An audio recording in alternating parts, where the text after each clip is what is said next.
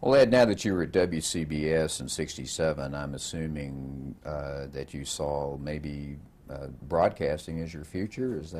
Had you made up your mind at that point? Oh, clearly. I mean, I made up my mind before coming to New York. I made up my mind when I decided I wanted to leave education and move to New York. And I would have moved to New York if I didn't get the job, because I thought that I had a better opportunity here. There were more openings here than there were in Philadelphia. But fortunately, I got a job. So, I mean, I never looked back. I saw this as everything I wanted to do. Well, you were at WCBS for about 4 years, I guess, Right. 67 to 71, and that, of course, you know, almost a cliche today, but those were pretty tumultuous years, particularly 68, just everything in the world was going on. Martin Luther King was assassinated, Robert Kennedy. Did you cover those particular stories? You know, I covered the New York aspect of those stories. I mean, you know, Robert Kennedy's assassination was not a New York story, but because he had been a senator, it became a New York story. Because he was a national figure, there was a New York reaction to it. Martin Luther King was killed in Memphis, but New York erupted. I mean, there were riots in New York, and I covered those. The Vietnam War protest.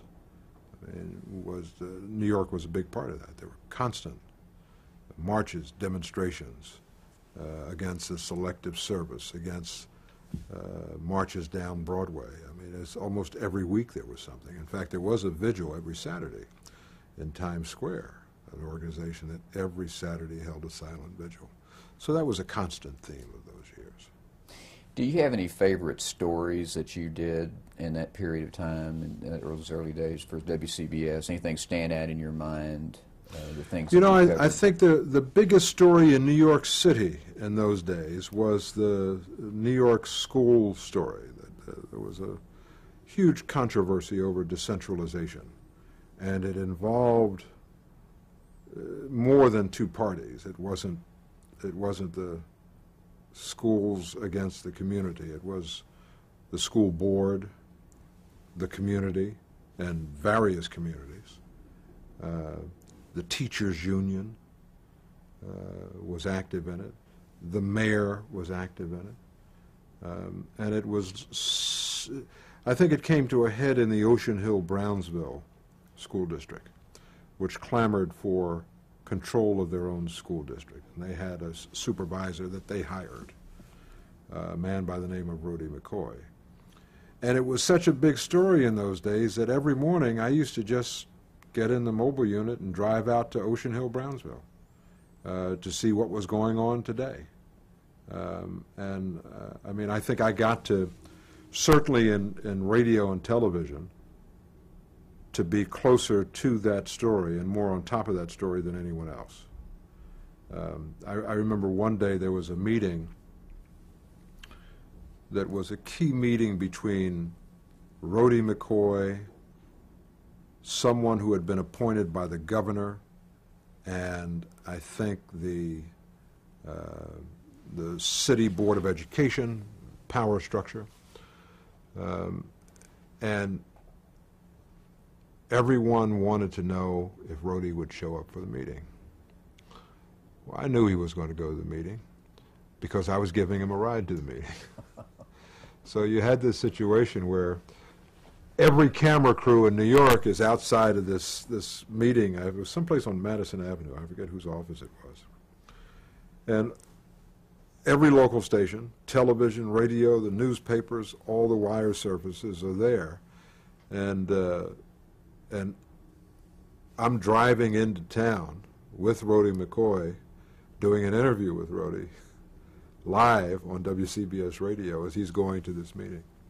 And of course, when the story was on the news that night on television, you see the WCBS radio, News Radio 88 mobile unit painted on the side, pull up, Rhodey McCoy gets out, you know.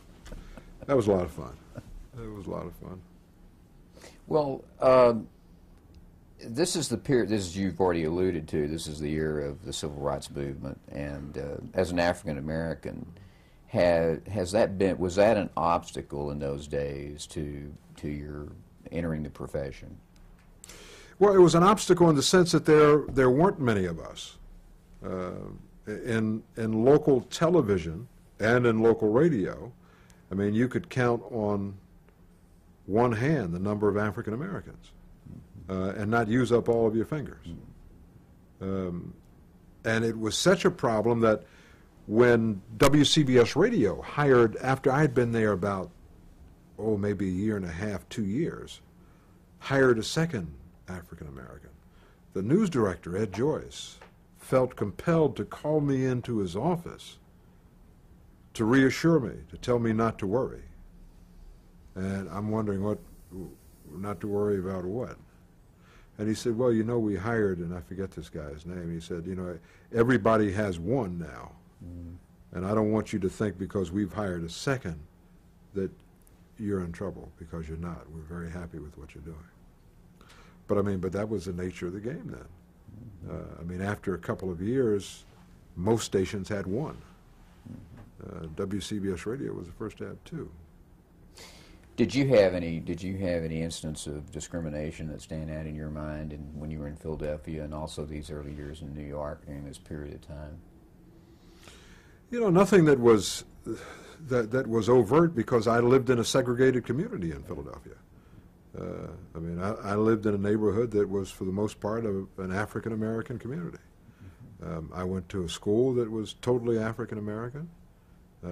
I went to a church that was totally African American. I shopped in stores that were, you know, grocery stores. So that the only time you moved out of that community was to go, if you went into Center City to shop.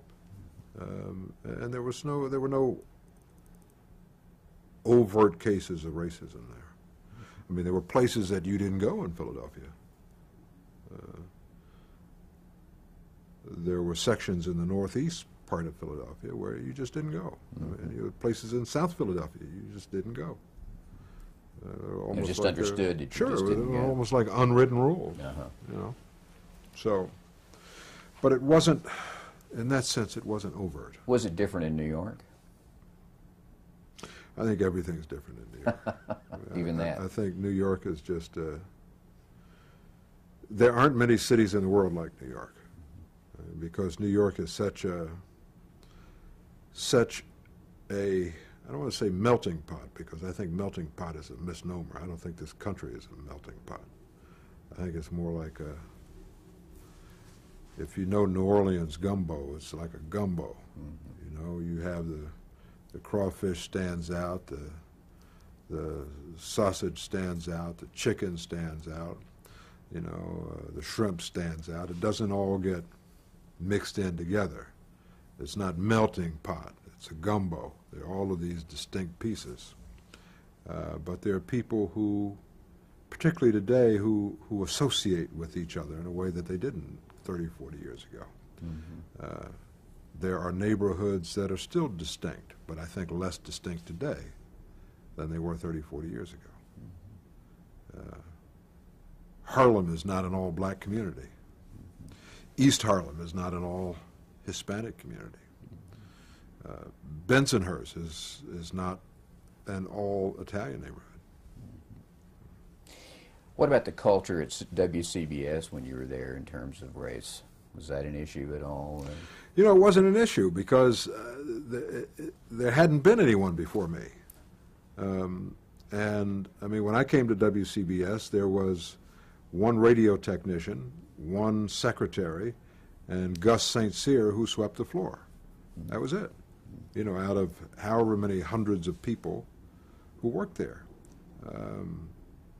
So race wasn't an issue, and I think if there was anything, it was that they were happy to have me, and breathed a sigh of relief, because for them it was a gamble to hire me, because they could see that I didn't have a lot of experience, you know, and I had pumped up my experience.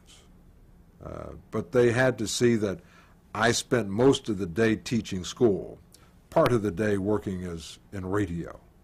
So at best I'm a part-time journalist. But they took a shot, and I never dropped the ball. So, I mean, they had to breathe a sigh of relief and the gamble that they took in hiring me. During this period, did you feel, or did you ever get personally involved in the civil rights movement in any way? Not as a reporter, but... No, because early on, it was drilled into me that you have to draw a line and you can't cross it. That you can't become an activist and be a reporter. I mean, if you're going to be an activist, be an activist. I remember when I was involved in the civil rights movement in Philadelphia, protesting at Girard College, which was segregated. And then when I started reporting that story, I could no longer be a protester. And I realized that there was a contradiction if I did both. And then I had to step back from that. That was a line I couldn't cross. So I learned that early on. Well, as you're well aware, you're perceived as a pioneer, being an African American in television. Did you ever see yourself that way at any point or any stage? You know, I didn't look at myself as a pioneer because there were others before me. So I wasn't the first, so I didn't have to bear that cross. Right. But yeah, you see yourself as a pioneer as the first at WCBS radio. But, you know, every day when I got up, what drove me was not being a pioneer. What drove me was my competitive nature to go out and be the best at what I could be in covering the story. I mean, I didn't have anything to prove to anyone other than to me. Right. And if I could prove it to myself, then it works for everyone else. Why did you leave in '71? Leave WCBS? Because I got tired of the routine. Because I got tired of, you know, 5, 6 stories a day, you know, going from one thing to another. Because I had gone to Paris for a holiday, the first time I'd been in Europe, fell in love with Paris. I had a month's vacation, was going to 5 different cities in 5 different parts of Europe. So that I could have a good sample of what Europe was like. Ended up staying 3 weeks in Paris and decided that I wanted to live there. Why did you fall in love with Paris? You ever been to Paris? Yes, I have. You know why I fell in love with Paris. I mean, you know, Paris is one of the world's great cities. I mean, there was just a way of life there. There was a civilization that I never knew existed. There was a sense of history that you saw in a personal way that I didn't know. I mean, my history, and I grew up in Philadelphia, which is one of the oldest cities in this country, the first capital of this country, the Liberty Bell, you know, but that was just 200 years old. At that time, it wasn't 200 years old. And, you know, I'd walk down the street in Paris and see a plaque talking about what was here, you know, in the 14th century. You know, and looking at an arch that Napoleon constructed on his return from a certain battle. This is where he entered the city. You know, and I was overwhelmed. I mean, I've always loved history. And I was overwhelmed by living in such a city that is so rich with so much history. And also being in a civilization and a culture that was so different from America. Fast food hadn't hit France yet. It had hit the United States. And just the way of eating in France and Paris was so different from what I had known in America. You know, I just absolutely fell in love with it. So you made a decision while you're on vacation, or did you come back here and say, I've got to No, go I made back? a decision while I was there that I wanted to come back and live there. And I left and went to Denmark and spent a week in Denmark thinking about this decision that I had made. And then came back to the States and worked for the next year to pay off all my bills and save up enough money so that I could quit and move to Paris. So I guess you actually went to Paris in like 70 probably, because you knew you left in Right. 71. I actually went, I think, at 69. Oh, I see. 69, yeah.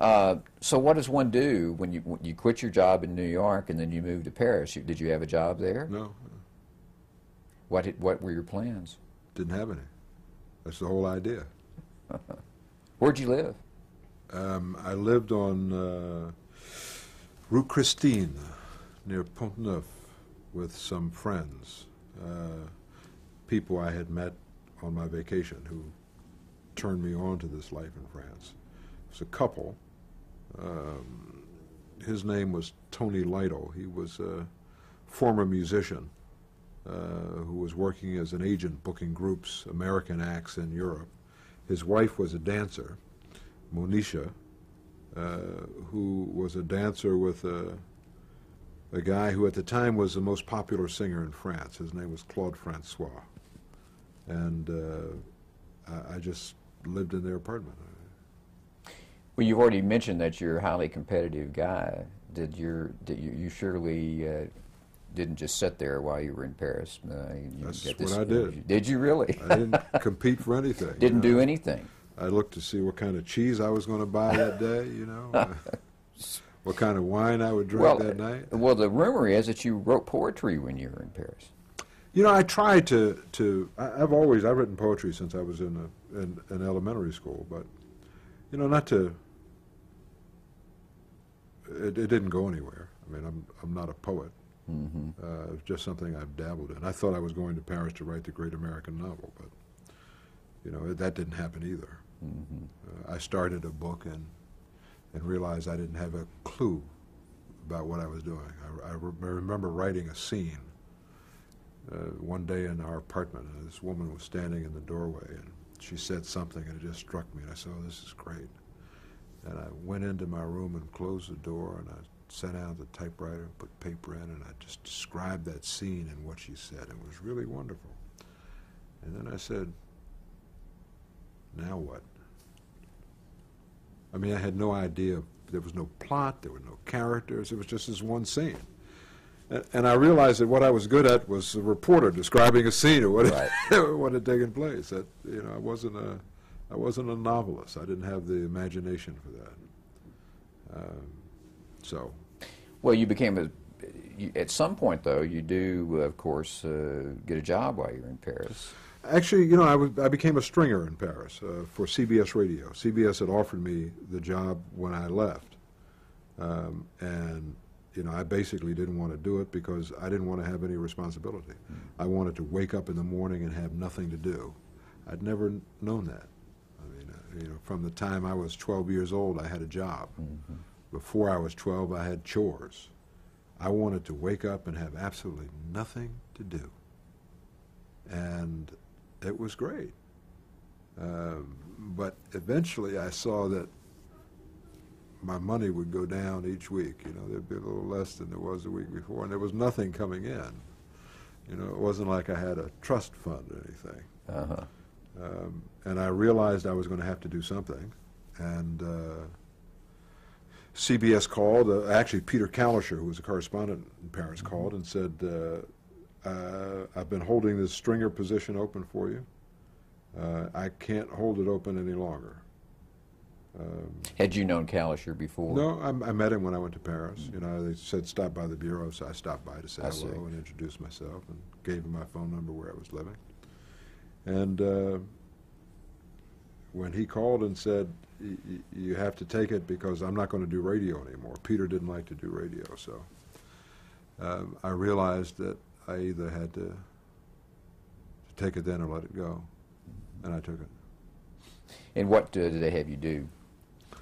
You know, most of it at that time was the Paris peace talks, which were once a week in the Vietnam War. And, you know, there was a metro strike, and, you know, I mean, I remember the first piece I had on was there was a strike, so, you know, you can imagine what it's like when the metro's not running. It's like the subway not running in New York. So it was a big story, and I called in an hourly, and my thinking is WCBS Radio, you know, you just constantly, every hour you got this. And Tony Brunton, who used to take in the feeds in, said, look, when they get a settlement, call us back. And this is all strictly radio, right? Yeah, all strictly radio, yeah. And this is 68, I guess. No, this was 71. Oh, 71, I'm sorry. Of course, you're in Paris in 71. But the peace talks are going on. Peace talks were going on, yeah. And I'm assuming you must have covered those as well. Yeah, I mean, cover them. What do? You go and you stand outside the Majestic Hotel on Avenue Kléber and you watch them walk in. And maybe they say something going in, maybe they say something coming out. That's how you covered the peace talks. Mm-hmm. Were there any other stories when you were a stringer in Paris other than the Metro and the peace talks that stand out in your mind and memory? You know, there were disasters. You know, a fire or, you know, a train crash or I remember the QE2 had or it wasn't the QE2 then, it was Queen Elizabeth, had some kind of fire off the coast of France, and that was the story. You know, but oh, so would you do some stringer work outside of Paris too then? Very little. Yeah. Yeah. 99% of what I did was in Paris. I had one story. I had a couple television stories when Kalischer was away, but most of it, 90% of what I did was radio. Was that your first television as a stringer? Yeah. Did that go in Cronkite? Was that for the Evening News? I think the first piece I did was for the Evening News. I think the first piece I did that I think the piece that made the transition for me from Paris to Vietnam was a piece on some blind kids, Americans, who were on a tour of Europe. And they were going to a museum, and Kalischer didn't want to cover it. And he said, you know, blind kids going to a museum? He said, you cover it if you want, you know, maybe it'll make the morning news. And we went with these kids, and they went to the Rodin Museum. And, you know, one of the kids climbed up, there's a big statue of the thinker outside in the garden, and one of the kids climbed up on the statue and described what he was feeling to the other kids. I mean, it was amazing. And Jürgen Neumann was a cameraman, and we just shot it, you know, and I just went back and wrote a script, you know, to how these kids were seeing Europe. And it didn't make the morning news. It was a kicker on Cronkite. So that was a big hit. That was a big hit. I think Kalischer kicked himself. But, but in the end, he was happy for me. Because it was then that I had decided that I couldn't continue as a stringer. That I either had to get back into this journalism thing altogether or get out. And I went back to New York. I hadn't been home for about 2 years. I went back to visit. And CBS said that I had lunch with Bob Little, who was a foreign editor. And this piece had just been on the week before I came back. So people knew who I was now. I mean, they could put a face to that voice and say, wow, that was really a nice piece. And it surprised, I think, people, because I hadn't really done anything in television before except, you know, here they come out of the peace talks, this is what they said, stand up close. It's, you know, not much in the way of reporting. And Little said he knew I wanted to stay overseas and they had nothing to offer, that he had a desk job, in which I'd be on the desk for a couple of days, on the assignment desk, and work as a reporter in New York for 2 or 3 days. And I said to him, you know, I'd rather be, and I was trying to think of the worst place in the world, and I said, I'd rather be in Vietnam. I'd rather live in Vietnam than live in New York. And he said, are you volunteering? And I said, no, but would you want me to go to Vietnam? He said, I'll let you know tomorrow. The next day they asked me to go to Vietnam. And this was in about what? This was 1972. Mm-hmm. When you, just for the record, do you recall, was your actual first television work as stand-up really in front of the peace talks? Was that literally the first time you've been? Probably, yeah. I think so. Mm-hmm. Had you thought much about the difference between television and radio work at that time? I mean, did you have to have a different mode of thinking? No, because I had always watched, I always thought about television when I was doing radio, and the nature of the beast in New York was that everybody covered the same stories. Mm-hmm. So I would cover a story, you know, in the morning, and then when I would watch the news at night, I would see how, you know, Chris Borgen covered that same story for Channel 2. And I would think of, oh, maybe I would have done this, or I would have done that, or I would have said this. So, I mean, I was always aware of television. And you know, the there's really not that much difference between television and radio. I mean, one, you create pictures for the mind, the other, you use pictures so the eye can see it. So you go to Indochina, you go to Vietnam. I went to Vietnam, yeah. I went to Vietnam and stayed there for almost 2 years. And there in Saigon? I was based in Saigon, but you know, I spent a lot of time in Cambodia and a fair amount of time in Laos. So let's talk about that experience. What are some of the things that stand out in your mind about being in Vietnam this period of time? You know, it's strange. I went to a Vietnam reunion a couple weeks ago, 25 years after, and watched a videotape, 30-minute videotape, that all of the people who had worked for CBS in Vietnam were invited to this reunion. It was really a wonderful night. And watching that videotape of snippets of pieces that different reporters and correspondents had done over the years, there was the juxtaposition of the death and destruction that we covered with the wonderful time that most of us had. I mean, it really was a wonderful time of my life. And when you think of, it's sometimes hard to reconcile having so much fun in your personal life covering so much calamity in someone else's life. But that's the nature of war. I mean, the adrenaline is always going.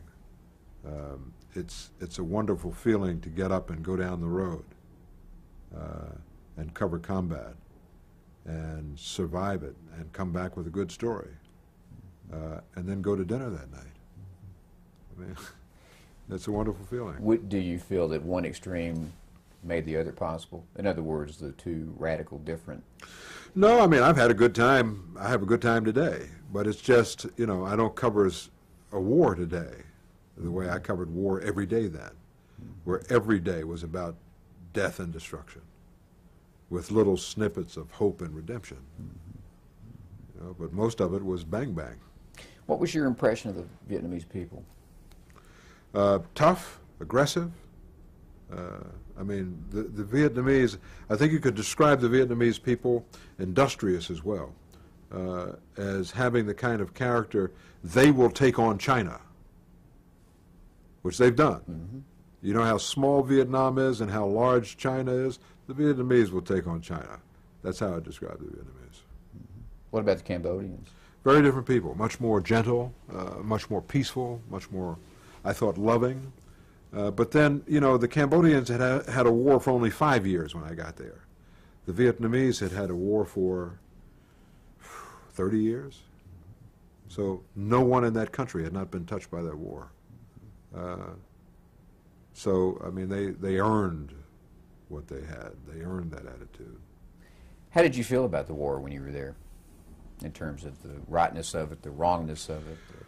I couldn't figure out why. I mean, it was clear before I went there that it wasn't something that we should be involved in. I mean, it wasn't, you know, it was more the same old jingoism, the falling dominoes, you know, the fear of communism, so that the United States can go into Guatemala, for example, and overthrow a government. They can go into Iran and help to overthrow a government. I mean, I didn't think that we had any right to do that. How did that affect your reporting? It didn't. I was there. The war was going on. What I felt didn't have anything to do with what was going on. I'm just telling you what's going on out there, not telling you how I feel about it. Who were some of the folks at CBS that you worked with when you were there? When I went to Vietnam, to Saigon, I replaced Bruce Dunning.